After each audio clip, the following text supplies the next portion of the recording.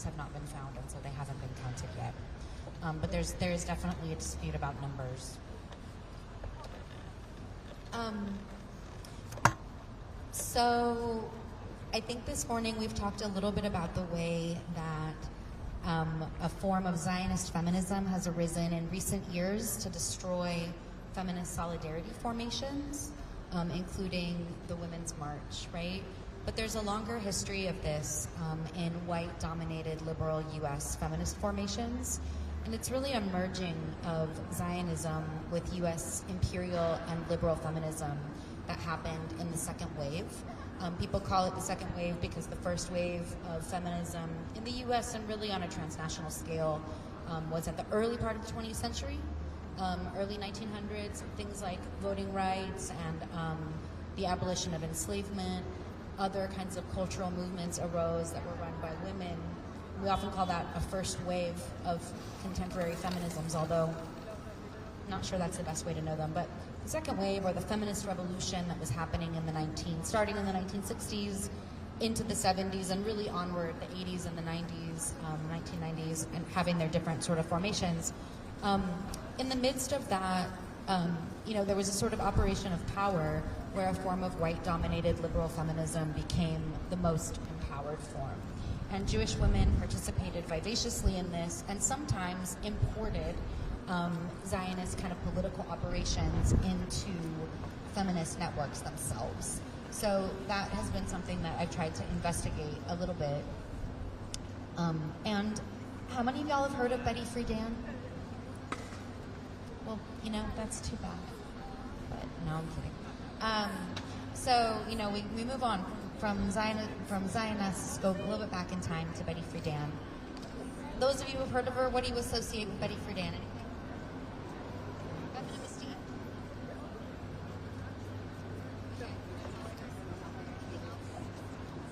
So feminine mystique.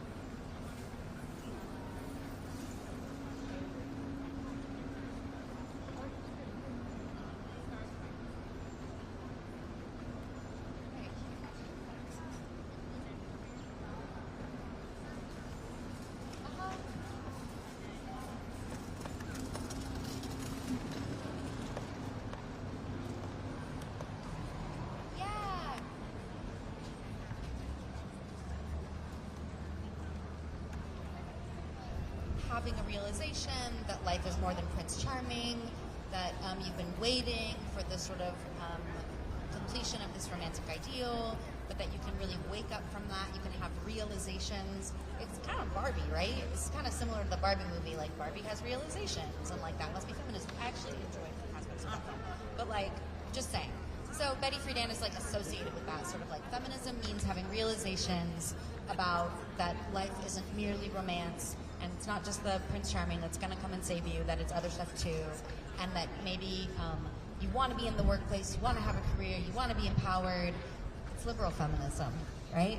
And that doesn't mean that those things aren't meaningful or enjoyable, but if the site of feminist struggle is the empowerment of an individual woman to rise in success in her workplace and to transcend the kinds of expectations of marriage, that limits feminist struggle to a particular sphere, right? It individualizes it, kind of makes it into a middle-class project, because most women in the world actually do just have to work to survive, right? It doesn't really attend to the kind of labor politics that might be there in a broader situation of workplace exploitation, but rather just says, well, individual women who fight for themselves can rise up the ladder, right? The ladder that already exists in liberal capitalism. Betty Friedan is associated with this. But I want to say a little bit more about her, which is, I think, less referenced, but starting to be more so as as more of us do these kinds of critiques. So I'm going to pass around another piece of paper, and it's about what was happening in 1975. So in 1975, really all over the world, anti-colonial struggles were mobilizing en masse, and women were participating in that. Women were participating vivaciously around the world in anti-colonial and anti-imperialist and anti-racist struggles. And from the kind of revolutionary moment of 1968, we say 1968, but that's just a placeholder, right, for everything that was happening from the Cuban Revolution to the liberation of Algeria, the student movements here in the United States, and there were gender struggles and there were feminist struggles within all of those movements. And women were, and this, I think this happens a lot of times when we're actually in struggle, and maybe we're seeing it happen now. People go into radical social movements, and when we get there, we realize that we have more to work on than what we initially thought. And sometimes that's the equalities among us, sometimes that's about gender equities, and I think maybe removing the constraints of traditional gender is one of those projects. So in 1975, there was a call for the World Conference of the International Women's Year. It was called by the UN, and the International Women's Year ended up inaugurating the UN's Decade for Women. So in 1975, in 1980, and in 1985, there were conferences for women, international conferences. And the theme in 1975, the first one was equality, development, and peace. Equality being kind of considered something that came from the first world, from the US and from Europe, women's interest in equality. Peace from the second world, at the time the USSR, concerns about nuclear armament, right? And then finally development, right? Third world women mobilizing for, right, the survival and self-determination of their communities.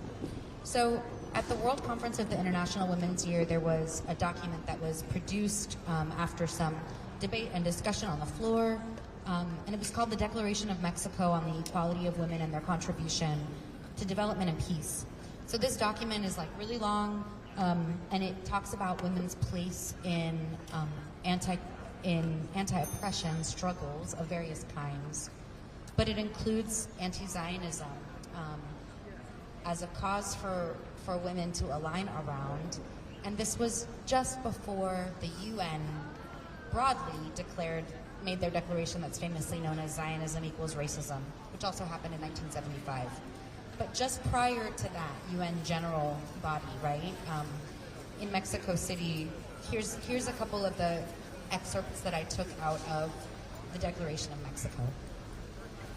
Recognizing that the women of the entire world, whatever differences exist between them, share the painful experience of receiving or having received unequal treatment, and that as their awareness of this phenomenon increases, they will become natural allies in the struggle against any form of oppression, such as is practiced under colonialism, neocolonialism, Zionism, racial discrimination, and apartheid, thereby constituting an enormous revolutionary potential for economic and social change in the world today. So they go on from there, right? And then they have a whole long numbered list of all of the things that they agree upon, and they write, number 26, women and men together should eliminate colonialism, neocolonialism, imperialism, foreign domination and occupation, Zionism, apartheid, racial discrimination, the acquisition of land by force, and the recognition of such acquisition, since such practices inflict incalculable suffering on women, men, and children. So Betty Friedan was pretty upset about this statement, this anti-Zionist statement that came from the Declaration of Women in Mexico City.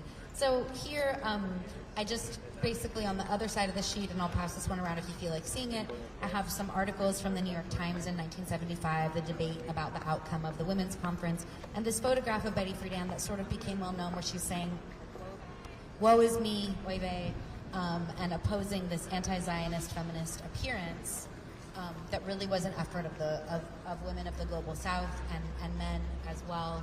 and others who were gathered in Mexico City in 1975. Betty Friedan spent the rest of her life campaigning for Zionism and campaigning for the State of Israel. She actually went back and recast her earlier work, The Feminine Mystique, as a specifically Jewish women's project and interest in empowerment. And, you know, I want to say she's not like a solitary figure. I'm not pointing her out because I particularly want to individualize her. She was the founder of the National Organization for Women, right, alongside Gloria Steinem, involved in founding Ms. Magazine. These are major liberal feminist organizations and publications that went on to define what feminism would mean, right, for masses of people. Of course, white-dominated feminisms. But by like 1982 or 3, Bell Hooks was publishing From March to Center saying that this isn't fair to black women, right? Black women don't need to have some realization that marriage isn't enough for them. Black women are being exploited in the workplace, in society, right, in so many other ways that are completely ignored by this hyper-focus on individual women's advancement in capitalism. So there are so many different critiques that we can come up with, but I think it's important to say that Zionism was integrated into that form of white-dominated liberal and capitalist feminism that actually has become, at this point, a kind of norm. It's very often the first form of feminism that people think of, right? You know, my concern has also been that when we look at histories of Jewish feminism, that there were, people often think of it as two eras, like the young women's liberationists of the 1960s, and then the more identity and culture-oriented movements of the 1970s, both rich feminist and queer histories in the United States. But if historians are going to look back with a lens that all the Jewish women who participated in those grassroots, and real grassroots, not astroturf, those real grassroots feminist movements, if they're going to absorb all of those people into a story of liberal feminism and Zionism, then what will Jewish feminists have left to look back on and to claim, right? And so I've tried to reinvestigate some of those to see what the debates were about Zionism, but also what the radical politics were that were animating those grassroots appearances of wildly different kinds of feminisms and feminist projects, right? And they weren't only, I'm not only talking about masses of anti-colonial, anti-imperialist, anti-war movements, although I'm talking about that too, but I'm also talking about very embodied forms of feminism contributing to struggles for abortion, contributing to struggles for fat liberation and other kinds of embodied liberation, contributing to early visions of feminist disability justice, contributing to early visions of feminist queer and trans feminisms, right? So I didn't want all of those to just be lost in this kind of story that there's only white, capitalist, feminist, Zionist, right, appearances in the late 20th century. So I tried to go back and find, you know, if I can go back to the very beginning, what would be some forms of feminism that actually could respond to Lena Mayardi's call for revolutionary feminist solidarity with Palestinian women and also with dismantling all forms of oppression today. So let me wrap up because I know there's more programming for today, but I'll briefly say, and y'all are welcome to, you know, come and find me to find out more about these things. But you know, so we have these kind of astroturf and very invested in appearances of forms of Zionist feminism that are going around accusing feminist solidarity formations that are mobilizing around Palestine of not being sufficiently feminist, or maybe just being accused of anti-Semitism, and there you go. If you look at somebody like Batya Ungar-Sargon, I'll just mention the most far-right figure. You know, she's the opinion editor of Newsweek, and not only does she blame feminists for joining the Palestine solidarity movement, she tries to dismantle feminism entirely, right? So she says that we're the woke brigade. What else does she say? That we're woke, that we're enthralled to Hamas is a big story of hers. And she even says Well, of course, feminists protect these violent appearances. They protect transgender women as well, right? Who she calls men. So we can see that not only does this liberal form of like Zioness sort of exist to destroy feminist solidarity formations, but it also opens the door to the far right to delegitimize feminism broadly. So you have to, take a second look at people who are making these claims to women's empowerment and see what their politics are really about. What I've been able to do is to look back a little bit through interviews and oral histories with activists from what was called the New Left in the 1960s, all the way through to the 1990s, and talk with them about some of the radical actions that they participated in. And I've focused on Jewish women and Jewish queer people who participated in Students for a Democratic Society, the Weather Underground, Prairie Fire, Anti-imperialist organizing committee here in the Bay Area, a group called the Jewish Alliance Against Zionism that was founded in the 1970s, a group called Women Against Imperialism that came out of those anti-imperialist kind of student movements, and in 1982, so just before, so these folks were very invested in Palestine solidarity work, and in 1982, just barely prior to the Israeli invasion of Lebanon, the group Women Against Imperialism, which was based here in the Bay Area, based in San Francisco, on anti-imperialist women's struggles as what they were promoting and participating in. And actually, I'll say also they did defense for women who were convicted of killing their abuser, right? And they did anti-carceral organizing, and they did reproductive justice organizing in solidarity with anti-colonial and anti-racist feminist organizations. And they published a pamphlet called The Issue of Zionism and the Women's Movement. This was all the way back in 1982.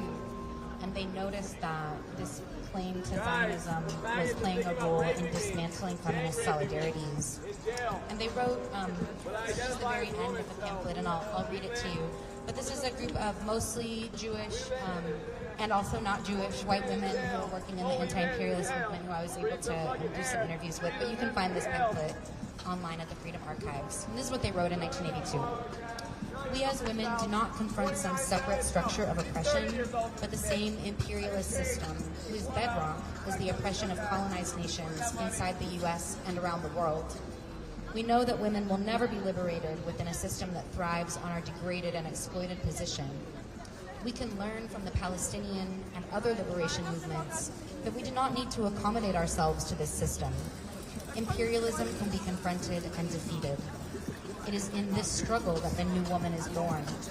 If we want to be part of building a society where colonialism, women's oppression, anti-Semitism, and class exploitation can no longer exist, then we need to actively side with Palestinian, Black, Chicano, Mexicano, Puerto Rican, Native American, and all national liberation struggles which are leading the fight to take this empire apart. Tried to get any interviews yet? So that's my presentation for y'all today. I hope I get it written up into a paper soon. Thanks everybody for hanging out. They don't want to talk. I don't want to talk right now. Yeah, they told me that there'd be a media person here at 10, but no. Yeah. What it is? Yeah, I called my editor and he told me to just stick around. So. Yeah, I'm putting it out live. So. Are you live? I'm sorry. Thanks everyone. Cool. Hey, if you happen to see spokesperson show up, Yeah, I'll do the same. Okay. If you're hanging out. Cool, I appreciate that. Thanks. Yeah. What's your name? Sorry. It's Haven. Like Haven. Safe Haven. Great. Nice to meet you.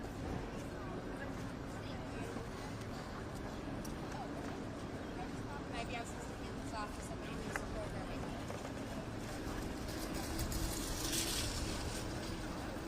It's good to meet you.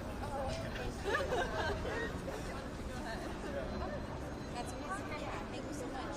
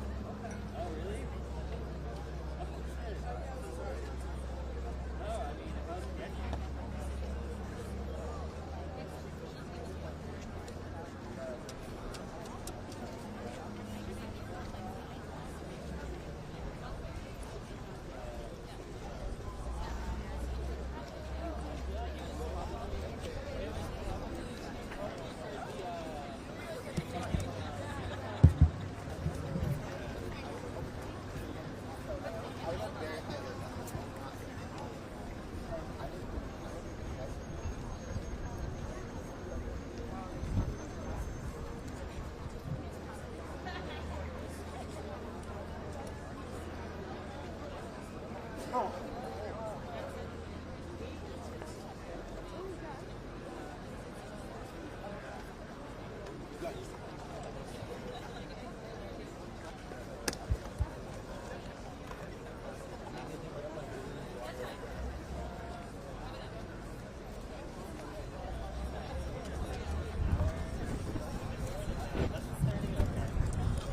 up, baby? Hey, what's going on, man? Everything's so quiet.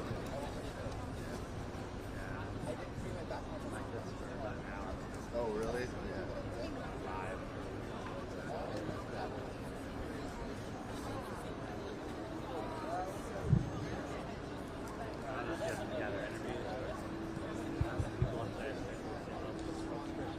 Assalamu alaikum wa rahmatullahi wa barakatuh, everybody. Inshallah, you all enjoyed our last speaker.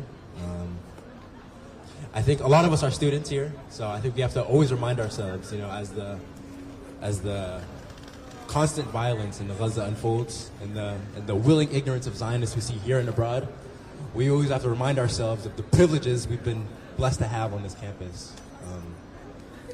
Every step on campus we take, every breath of fresh air we breathe on this campus, every lesson we go to, every speaker we listen to is a blessed liberty that we have to take advantage of. So, you know, all the students who are passing by right now, all the faculty that are passing by, we warmly welcome you all to come and listen to our speakers we brought on to you today. We'll be having speakers all day.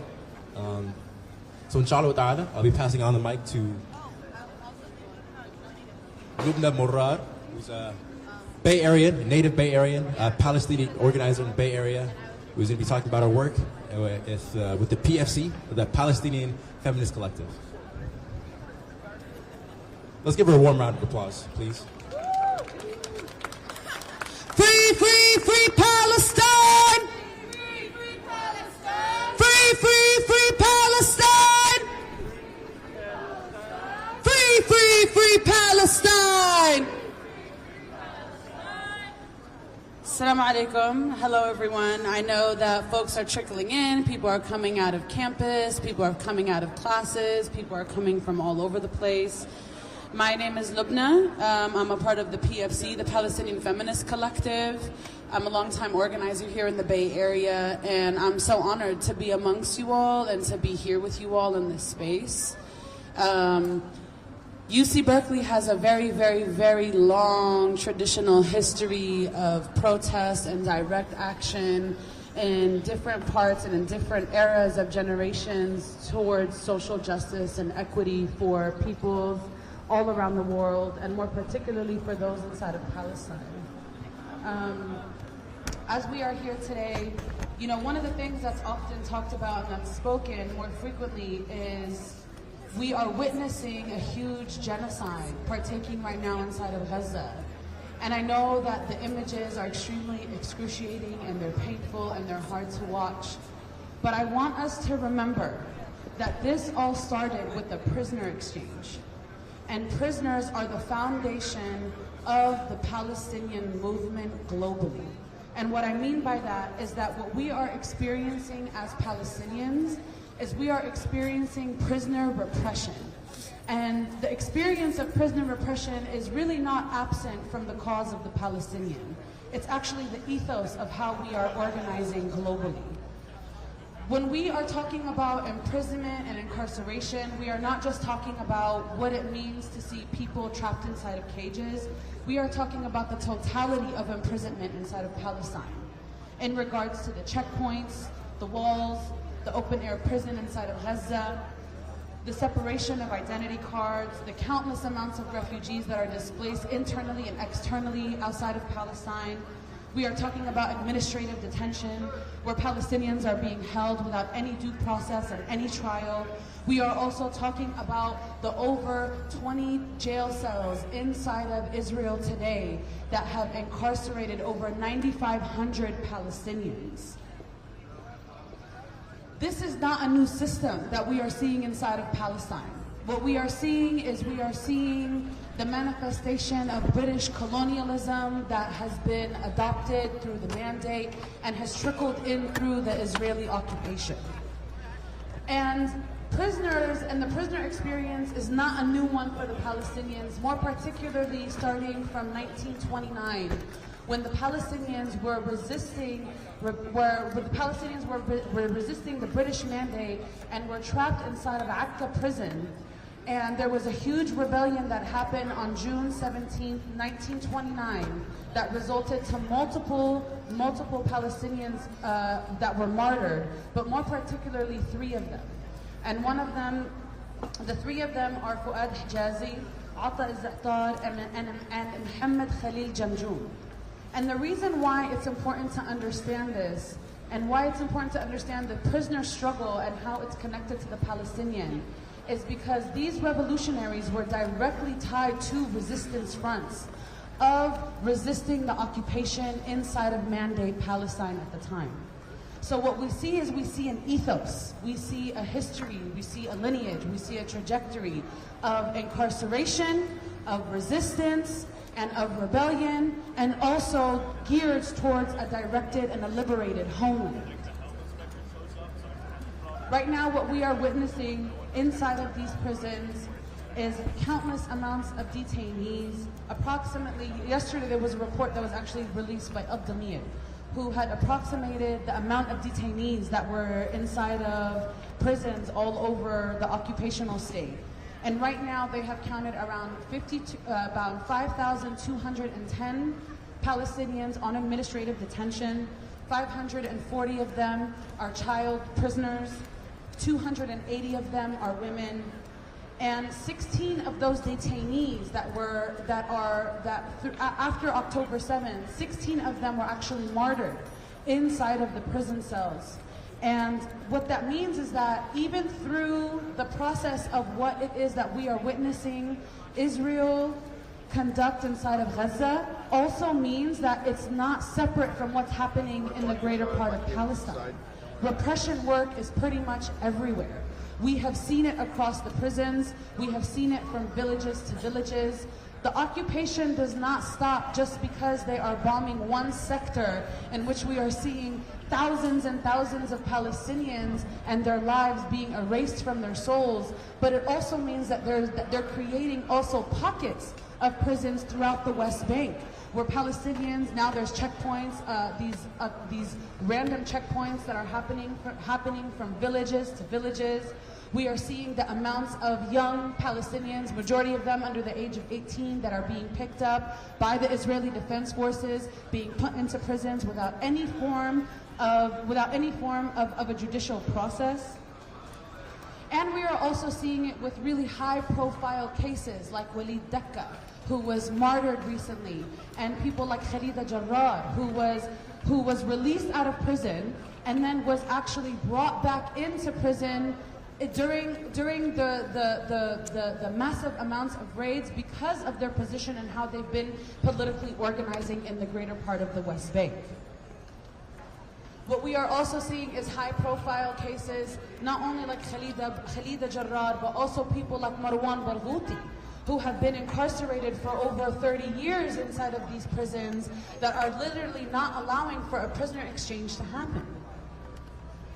We also want to remind folks that when we are talking about incarceral systems, we're also talking about incarceral systems not just being had from the vantage point of having a resistance front externally through political parties, but we're also talking about things that are happening, for example, like hunger strikes, and tools that are being used in order to create these massive movements amongst prisoners. And the hunger strikes inside of Palestine are not ones that are unique, seeing as hunger strikes have always been something that the Palestinian has been participating in since 1968. And the role of the hunger strike and what it does is that it gives the Palestinian the demand and the equity that it needs in order for there to be a due diligence and a due process through the occupational state. On September 26th, almost 2 years ago, we had 6 Palestinian prisoners that had escaped Jabalia prison, which is one of the highest secured prisons in all of the occupational state of Israel. And you want to know how they got out? Does anybody know how they got out? Does anybody know the history of how they got out? They got out by a spoon. They dug their way through the tunnels through one of the highest, largest security breaches in Israeli history. And it goes to show us that people power, no matter how much they try to surveil us, no matter how much they try to police us, no matter how much they try to imprison us and martyr us and kill us and defeat the identity of the Palestinian, it's going to show us that people power is always the most resilient. And in the face of greater injustices that are happening inside of Palestine today, the popular Palestinian resistance movement is not just a culminating of one political party. It's a culminating of every single Palestinian, through every single Palestinian party, through every single student, through every single faculty, to every single worker, through every single fallah. Fallah is a person that is working out in the fields. This is what it means to have a popular resistance movement. And so when people are talking about a popular resistance movement being a movement that's only aimed, and the diversion of it of only being tied to one political organization, is a false narrative. Because the Palestinian is resisting everywhere. Every single one of you has the identity of the Palestinian because you are resisting. This is a culture of resistance. This is an ethos of resistance. This is a justification and the historical narrative of resistance. And this is also in case of what that means to also face greater and larger repression work. Right now, what we are having is we are having students and faculty and staff all across the United States that are literally setting up camps on their campuses, that people have been blocking out streets, folks have been blocking down the Bay Bridge, folks have been blocking down the Golden Gate, folks have been blocking down every single and major intersection in regards to the Palestinian right to determination. So what that means is that when there's a greater resistance that's happening inside of the belly of the beast, that also means that there's greater repression. And so I want to remind these students that you guys are a part of a very long historical narrative of resistance across the globe. And just remember that with greater resistance also comes greater repression. And we have to stand side by side in order to fight what it means to face greater repression. The city of Berkeley is more than complacent in their acts of genocide. The mayor is an awful mayor who continues to support the genocide and continues to support Israeli occupation.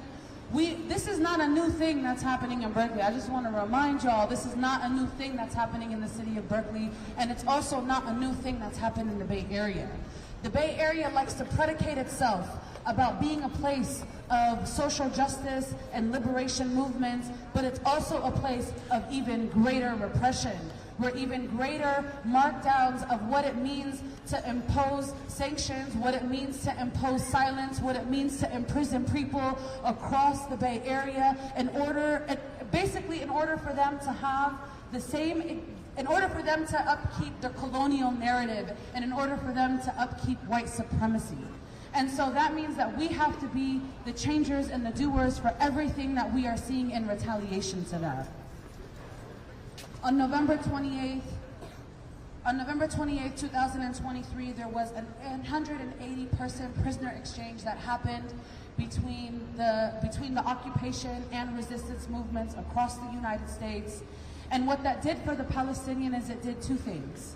It reinvigorated the light for the cause of the Palestinian political prisoner, and it also reinvigorated the trajectory and the vision of what people are watching inside of Palestine. Victory is always the end result, and liberation will always be steadfast in everything that we do. And that includes occupying places like Sproul Hall. This is not the first time this bitch-ass building has seen a bunch of folks that have come through and have taken over the walls throughout all of UC Berkeley. This is historical, and this is going to continue to be historical. And we're going to continue to see this become larger and larger as we are seeing the demonstrations inside of Harvard, as we're seeing them at MIT, as we're seeing them at Columbia. This is a huge part of the narrative of what it means to be a part of the Palestinian liberation cause inside of the belly of the beast. The assassination of Shireen Abu Akleh, who is one of the world's renowned greatest journalists of the Palestinian history, is one of great martyrdom. But we are also seeing that there has been tons of assassinations of journalists across the West Bank, inside of Gaza, where people are being targeted, people are being forced to leave because they can no longer, they are being threatened by the occupational forces for every image that they capture, for every video that they post. And the thing is what that they don't realize is that every single one of us in here is a journalist. We are a journalist because we have our phones in our hands. We are journalists because we are documenting history. We are journalists because we are also giving the people, the people's history of Palestine. And that is the most important narrative.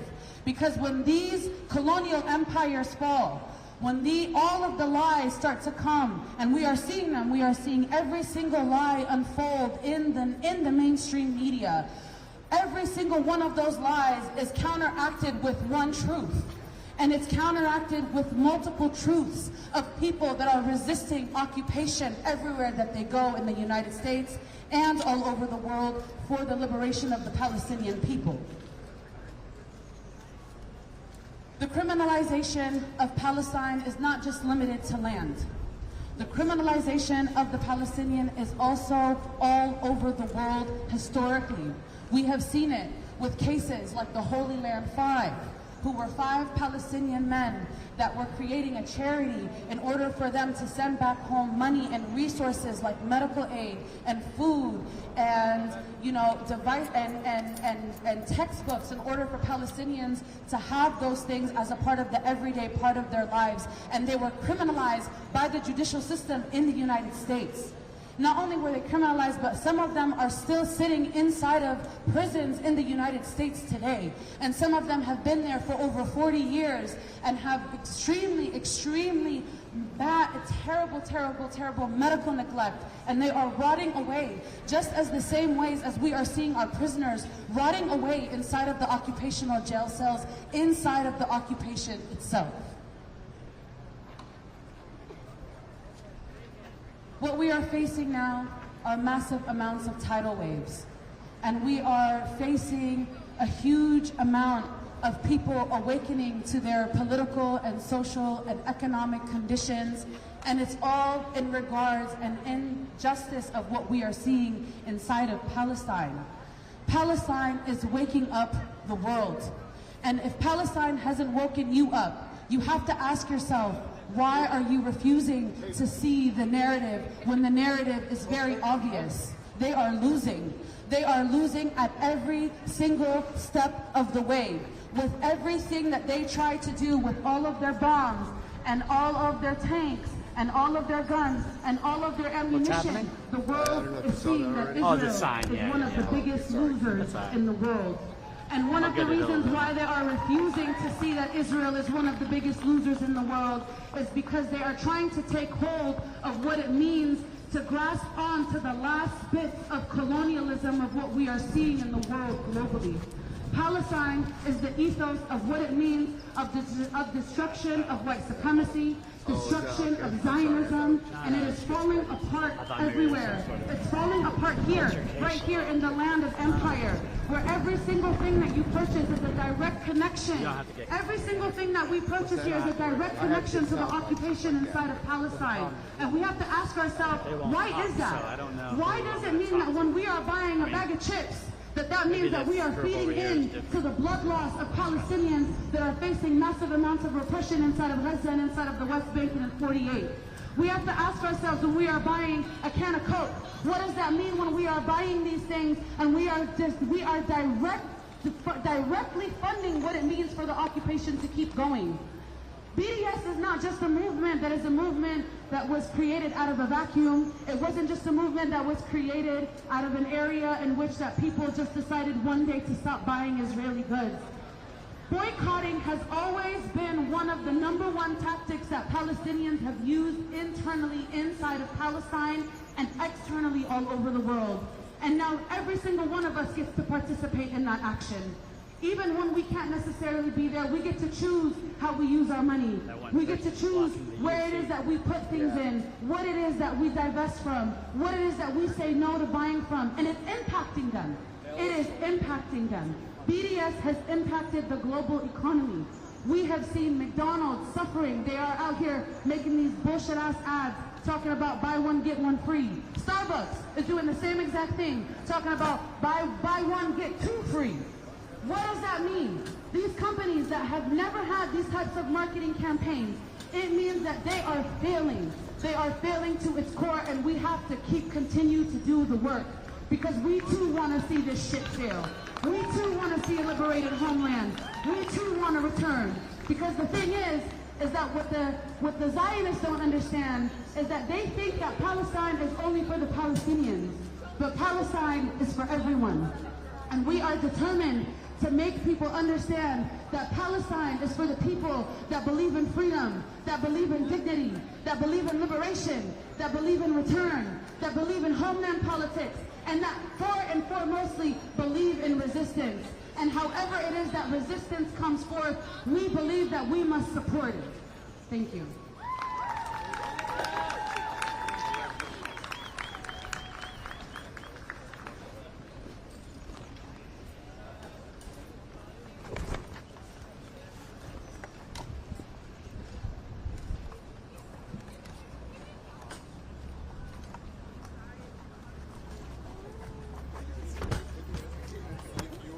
Can you give another round of applause for our wonderful speaker?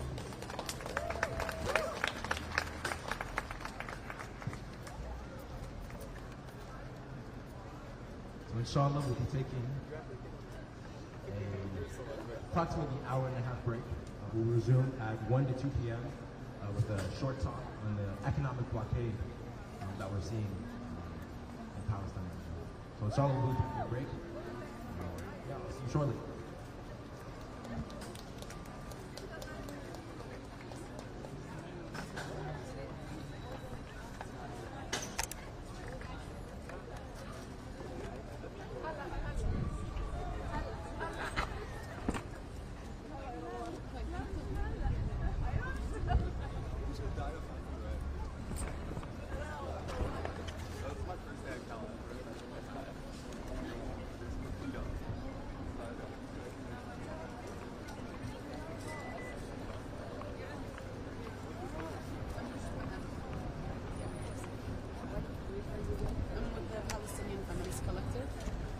Palestinian feminist collective.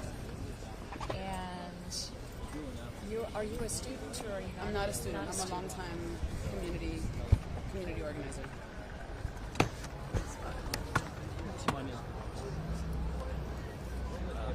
Okay, so let's just kind of get a sense of the encampment here, the purpose of it, the meaning of it, and what message you're hoping to get across by your presence here.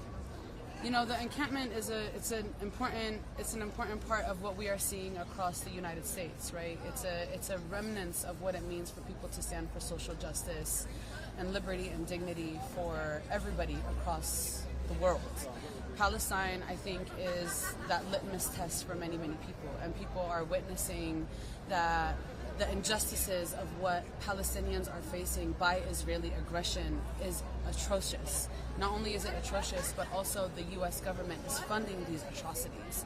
And because they are funding these atrocities, it's up to us and people that are students, people that are organizers, people just regular everyday people to say no to genocide, to impose a ceasefire, to make sure that the U.S. is a part of that narrative and making sure that they are basically stop funding into the Israeli genocide.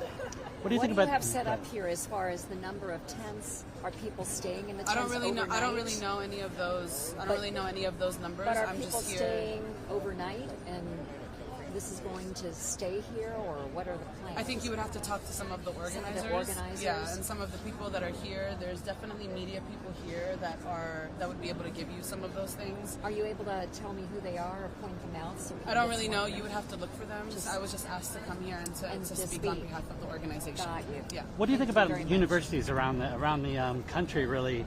Columbia here, UC Berkeley, protesting what's going on and specifically asking for divestment. What do you think about that? I think it's an important thing that students are taking the narrative back. You know, a big part of social justice that happens across the world is actually started by student movements across universities. We've seen it with the civil rights era. We've seen it through Vietnam. We've seen it through multiple. We've seen it through the war on Afghanistan and the war on Iraq. We've seen that students have been the forefront of taking leadership and saying no to war and divestment from a huge part of what it means for Israel what it means for the U.S. and Israel to have billions and billions of dollars go into funding this war. Can I get your name again? I'm sorry. Lubna, L-U-B-N-A. What do you say to people who call this movement toward divestment and the occupation of the ceasefire when they call it anti-Semitic? It's not anti-Semitic. The movement is not an anti-Semitic movement. It's a movement that is encompassing around social justice. It's about bringing dignity and prosperity back to the lives of the Palestinians that have really been the bearers of all of this aggression and that have been the bearers of all of this terrible, terrible atrocities against them. It's not about, it's about seeing Palestine liberated, and it's about seeing the Palestinians free. I apologize. I didn't get your title. What would you call yourself? I'm just a community activist, organizer. Organizer. And I got one name. Did you have two names? No. And how do you spell that one name again? L-U-B-N-A. Okay, thank you. What's next for you? Being here. Yeah, being here. You know, until we see what happens. Yeah. Have I been invited to other schools in California? No, I haven't. This is the first line for me. Yeah, thanks. L-U-B-N-A. Yeah. Yeah, that's my first name.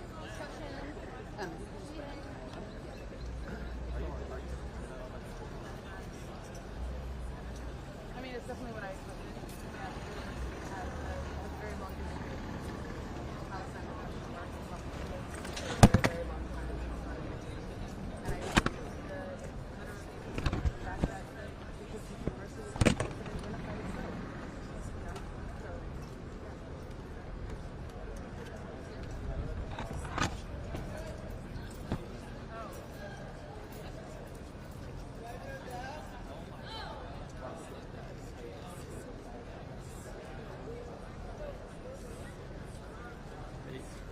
Hey, just FYI, they told me earlier that none of these students are going to speak, and they have one. You heard that already? Well, we're going to try. Yeah.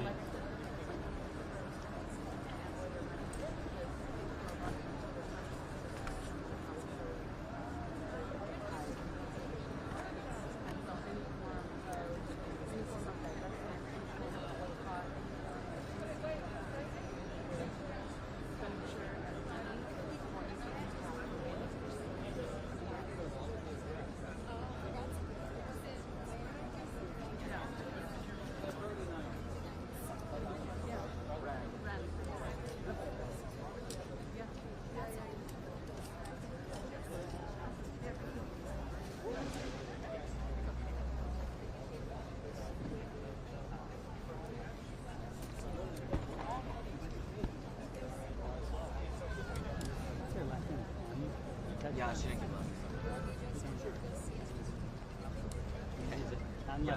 Unless you can prove that they're like health risk. And this is Probably look her up. It said Lubina, that's what I tried. Do you remember her first name? L-E-B-N-A. L-E-B-N-A. She had this one. L-E-B-N-A? Labina? I'll look at it. I have one.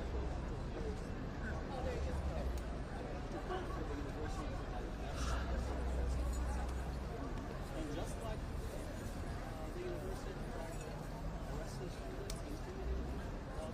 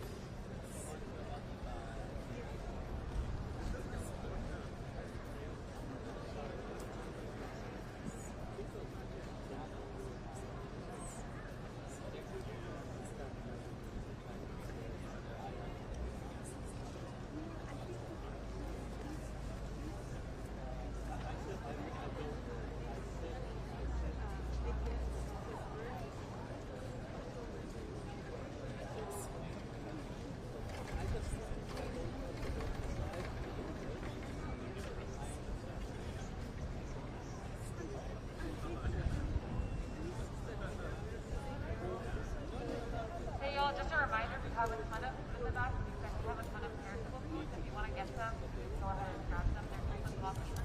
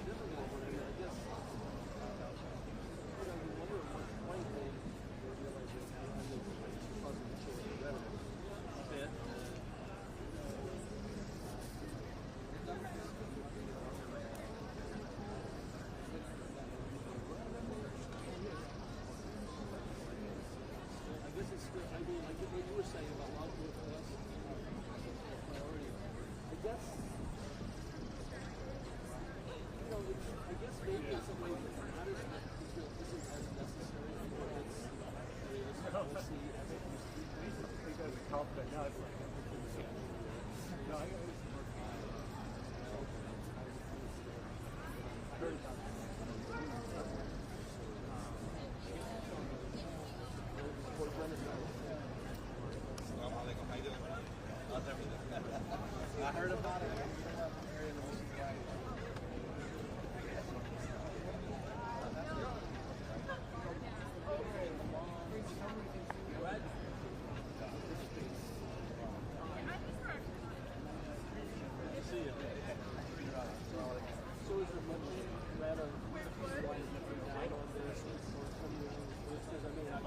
Following Colombia, it's like the administration there is so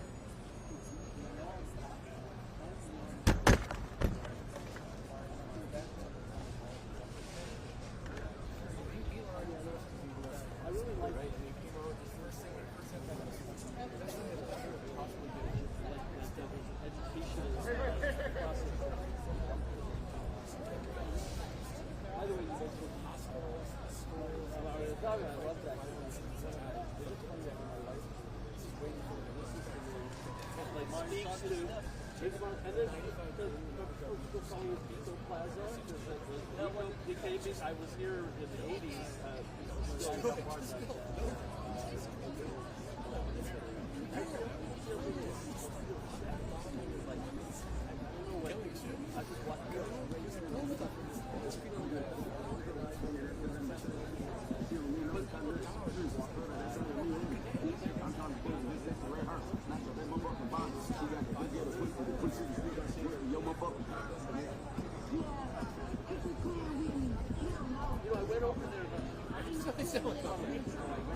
I came talking. I thought they were going to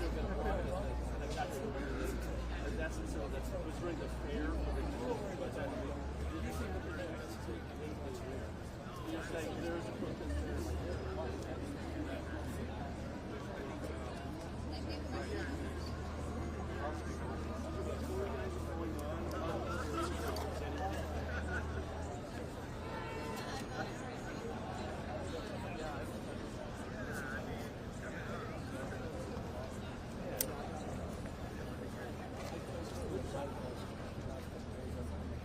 my voice too much. I'm very self-aware.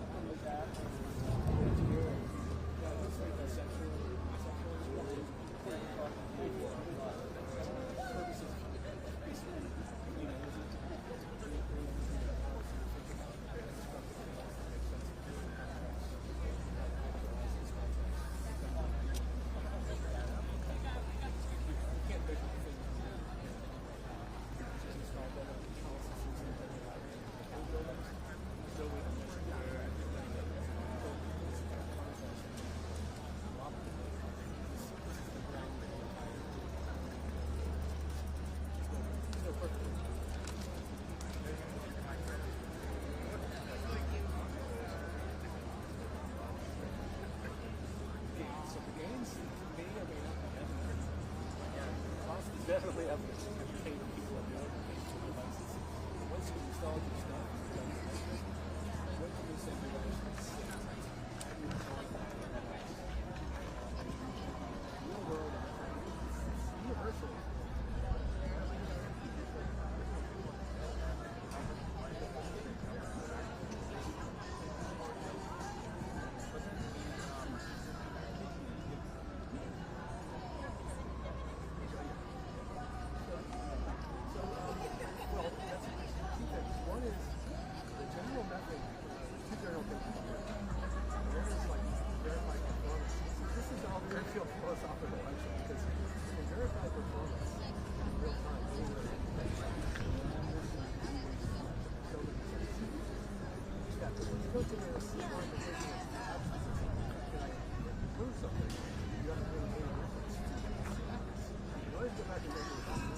What would have happened in Israel if it we don't know.